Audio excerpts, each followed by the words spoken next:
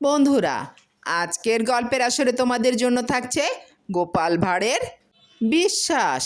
গোপাল যাচ্ছে শ্বশুর বাড়ি। মাথার ওপর গনগনে সূর্য।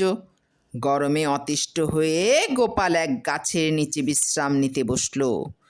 বেশি গরম লাগায় ফতুয়াটা খুলে পাশে রেখে একটু আয়েশ করে বসলো। বসে বিশ্রাম নিতে নিতে কখন যে ঘুমিয়ে পড়লো নিজেই জানে না।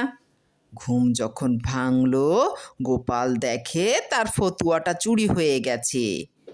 হায় হায়, এখন কি হবে? খালি গায়ে তো আর শ্বশুর বাড়ি ওঠা যায় না। কি আর করা?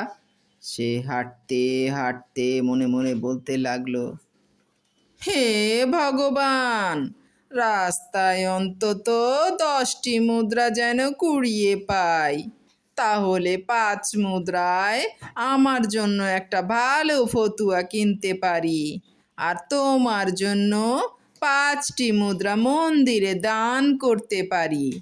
আর কি আশ্চর্য, ভাবতে ভাবতেই দেখে রাস্তার ধারে কয়েকটি মুদ্রা পড়ে আছে। সে খুশি হয়ে উঠল। গোপাল গুনে দেখে 5টি মুদ্রা।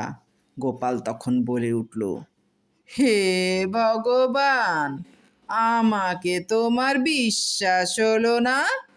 নিজের ভাগটা আগেই রেখে দিলে।